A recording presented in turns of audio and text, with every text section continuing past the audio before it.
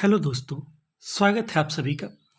क्या 7वें चरण में 70% से नीचे मेधांक वालों का नहीं होगा? आज की वीडियो का टॉपिक ये है और इस पे हम लोग विस्तार से चर्चा करेंगे। स्वाभाविक है कि अगर विस्तार से चर्चा होगी तो वीडियो लंबा होगा, इसलिए धैर्यपूर्वक सुनिएगा। अगर आपको लगे कि कुछ संशोधन करने की ज़रूरत है तो आप नीचे कमेंट करके ज़रूर बताइएगा कि सर यहाँ आपने गलती की है, इसको संशोधन कीजिए। हम लोग आपके विचारों को खुशी खुशी लेंगे और संशोधन अगर करने की ज़रूरत पड़ी तो ज़रूर करेंगे।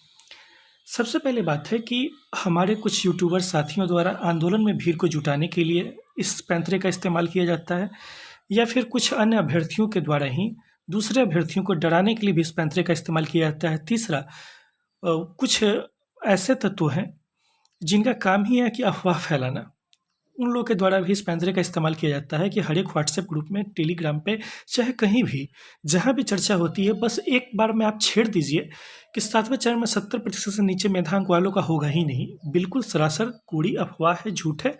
साबित करेंगे कि कैसे। और उसके बाद दूसरी बात ये भी है कि एक बिंदु के साथ इसको जुड़कर दिखाया जाता है कि एक और सीटेट हो गया, 2 और सीटेट हो गया, तब तो कुछ लोग कहते हैं कि 75% से नीचे वालों का नहीं होगा, कुछ लोग कहते हैं 80% से नीचे वालों का नहीं होगा। तब जब 75-80% से नीचे वालों का नहीं होगा तो स्वाभाविक है कि 70% की फिर औकात ही क्या रह जाती है। ठीक है, तो हम लोग सारे बिंदुओं को एक साथ लेकर चलेंगे।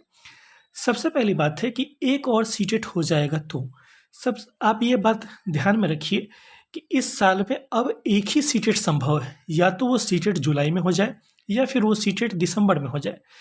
प्रत्येक साल जिस तरीके से ऑनलाइन माध्यम से जब से होना शुरू हुआ है, या फिर आप कह सकते हैं कि कोरोना काल के बाद से, तब से एक ही बार सीटेट हो रहा है प्रत्येक साल।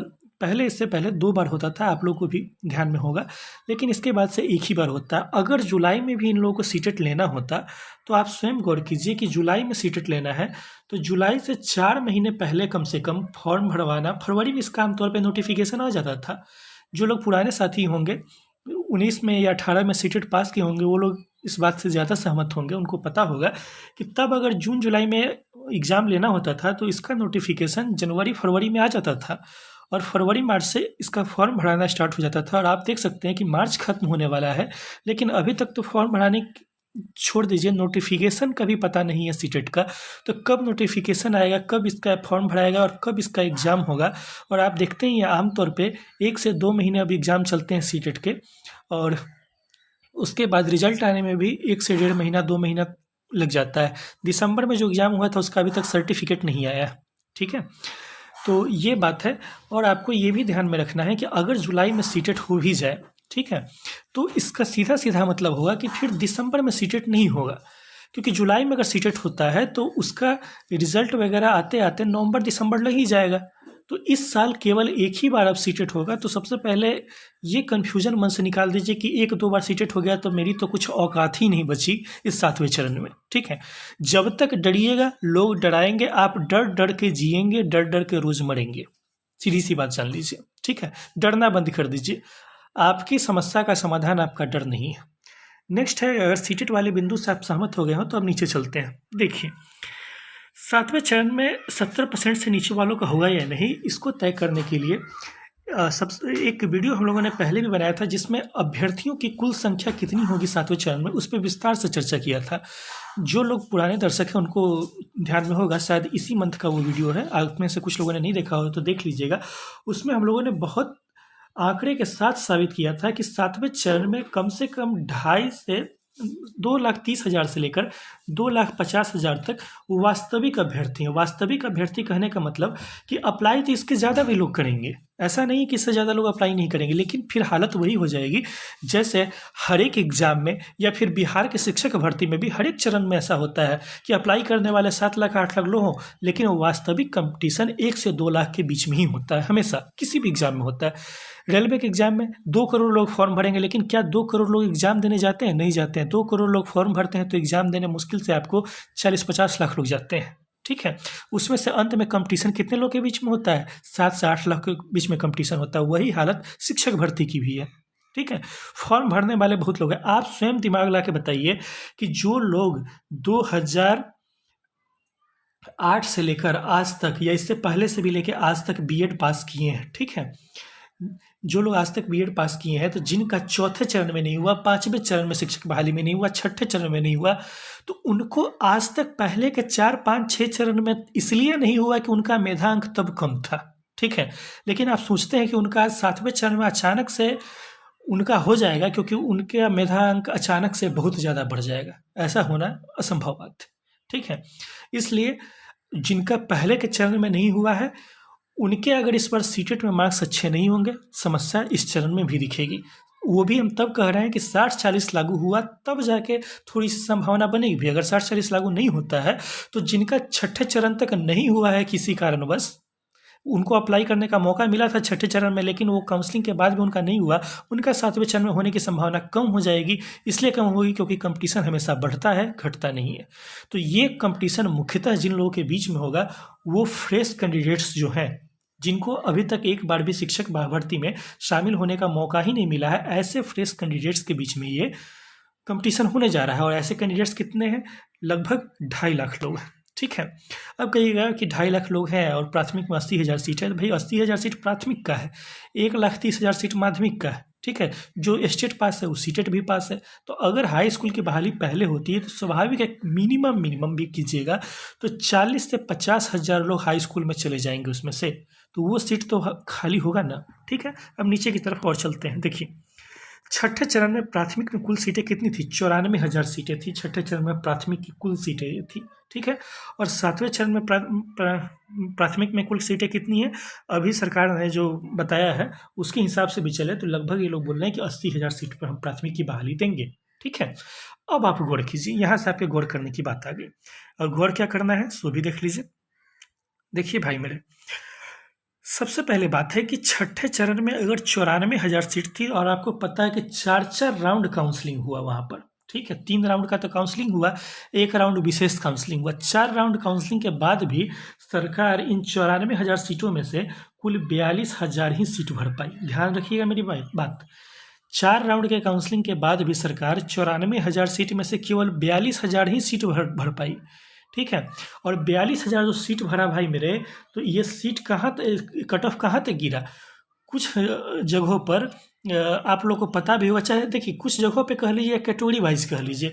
कहने का मतलब था छठे चरण में एक औसतन देख लीजिए कि अगर आपका 64 से 67% बन रहा था छठे चरण में, ठीक है, 64 से 67% बन रहा था, तो आपका कहीं ना कहीं 1 to 5 में या 6 to 8 में हो जाता है। अब ये मत कहिएगा कि भाई किसी को 69% था फिर भी नहीं हुआ। आप 69% का एग्जाम्पल दीजिएगा तो हम आपको दिखा देंगे कि 64% पर भी हो गया है। विशेष बात थी, कुछ जगह पे काउंसलिंग की प्रक्रिया इस तरह से घचपच कर दी गई कि उसमें अभ्यर्थियों का कहीं पर 70 पर भी नहीं हुआ, कहीं पर 64 पर भी हो गया, ठीक है। तो वो समस्या आपको 7वें चरण में नहीं है, क्योंकि इस बार ऑनलाइन होगा, ठीक है।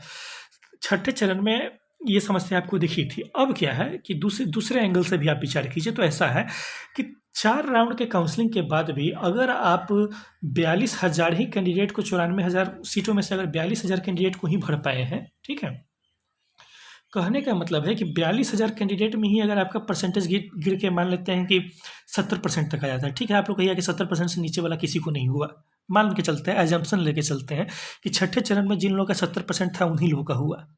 1 सेकंड के लिए मान रहे हैं, हालांकि कहना बिल्कुल गलत है, लेकिन समझने के लिए कह रहे हैं। 70% पर कितने सीटें भर गई? 42,000 सीटें भर गई। इसके बाद भी 94,000 में से कितनी सीटें खाली रह गई?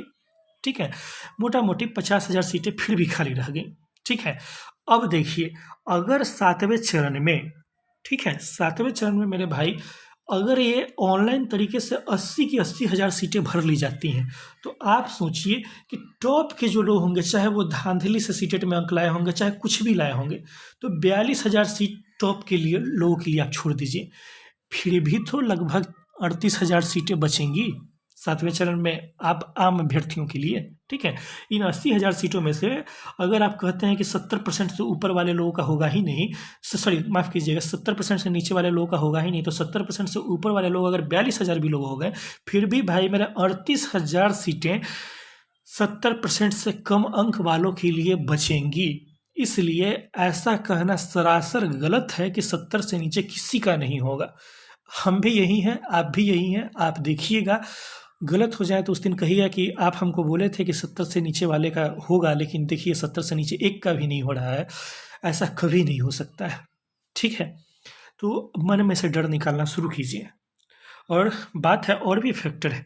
देखिए छठे चरण में कम अंक वालों का क्यों नहीं हुआ, कि क्योंकि काउंसलिंग की प्रक्रिया ही गलत थी, ठीक है।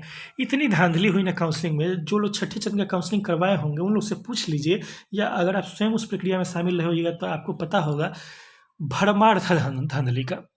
कई जगह से फर्जी की खबरें आती थी और बहुत जगह तो ऐसी स्थिति उत्पन्न हो गई हुई थी कि लोग मुझे ध्यान में है कि कई जगह फर्जी तरीके से लोगों को घुसाया गया है। अब किसी प्रखंड पंचायत का नाम तो लेंगे नहीं, ठीक है, लेकिन वहाँ पर गलत तरीके से हुआ है। आप लोग भी जानते हैं कई जगह पर नियोजन रद्द भी किया गया था और काउंसलिंग की प्रक्रिया बहुत त्रुटिपूर्ण थी।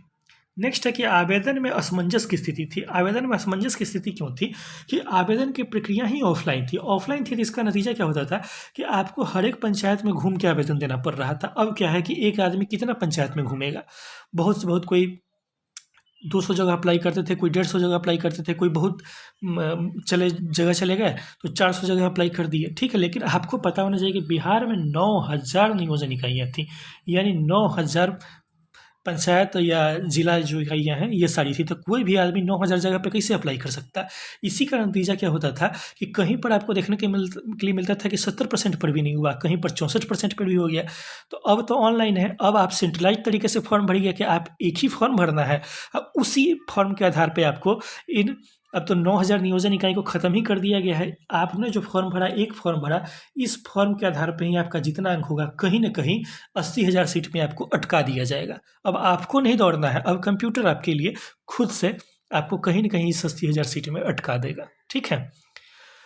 तो इस बात की अब से आप लोग प्लीज़ चिंता मत कीजिएगा कि 70% वालों से नीचे का नहीं होगा, कि तो बकवास बात है।